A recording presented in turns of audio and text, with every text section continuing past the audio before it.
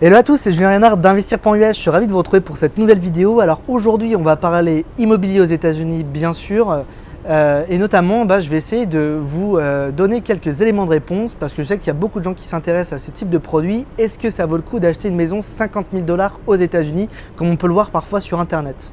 Vous êtes prêts? C'est parti!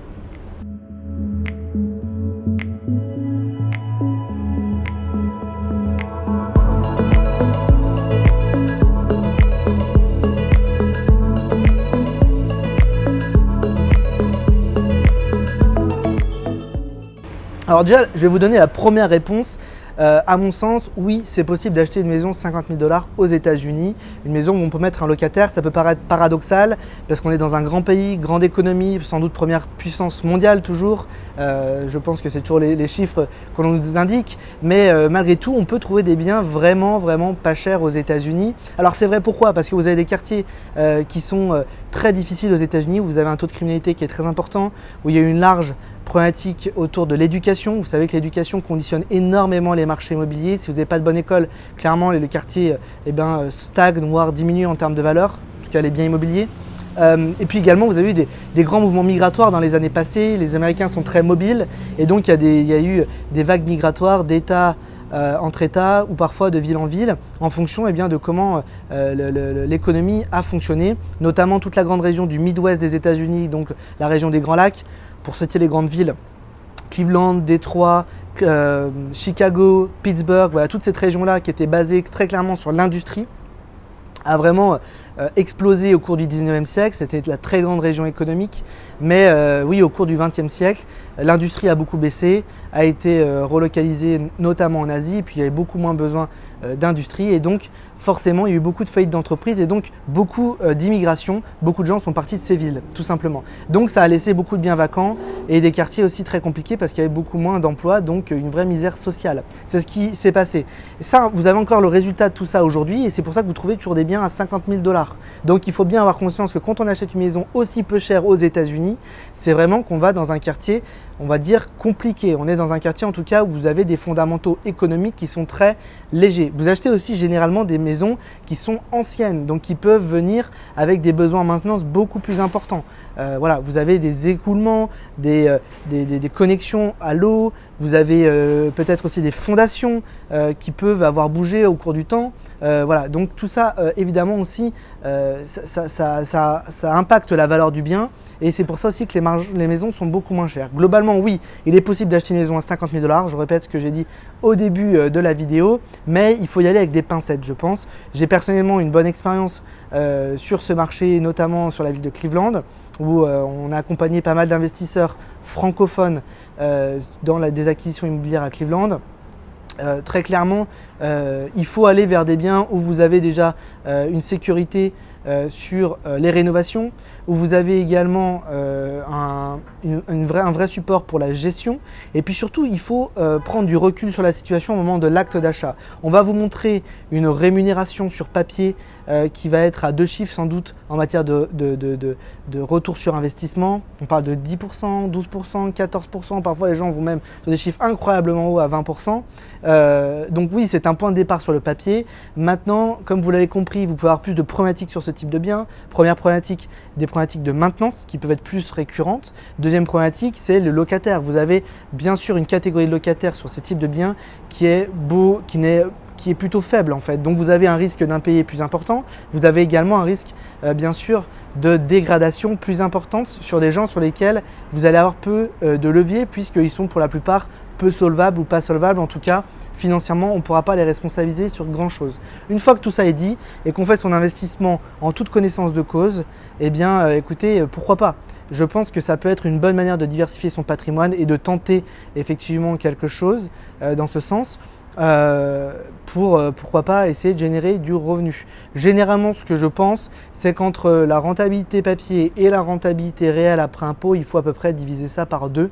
C'est à peu près ce qui est recommandé. Faites attention également parce que c'est généralement sur ces marchés-là qu'on trouve le plus grand nombre de scammers, comme on dit, c'est-à-dire de gens qui arnaquent malheureusement en matière d'investissement ou en tout cas de gens qui ne sont pas complètement honnêtes sur les chiffres qu'ils donnent.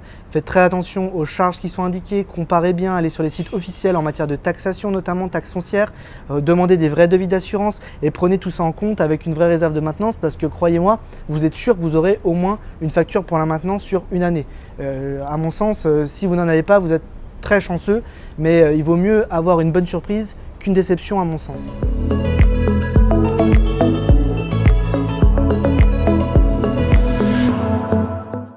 De mon point de vue, je pense qu'il y a beaucoup mieux à faire aujourd'hui qu'à d'aller sur des maisons de ce type-là. Peut-être que si vous avez 50 000 $, attendez encore un peu et épargnez encore un peu pour aller vers un montant un peu plus important. Moi, je pense qu'aujourd'hui, avec ce qui s'est passé en matière de crise sanitaire, il vaut mieux aller sur des marchés plus sécurisés.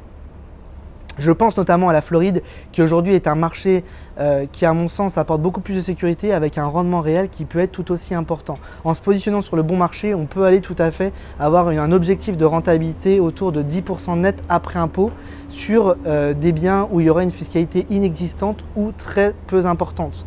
L'intérêt en plus de ces biens-là, c'est qu'aujourd'hui on peut faire en plus du rendement une vraie plus-value. La problématique que l'on a sur des marchés de type classe C ou classe D sur le Midwest, Chicago, Détroit, Cleveland, comme je voulais vous en parler, avec des maisons autour de 50 000 $, c'est que vous allez avoir une grosse insécurité sur la liquidité de votre investissement. Comment vous allez sortir de votre investissement? Qu'est-ce que ça va valoir à la sortie?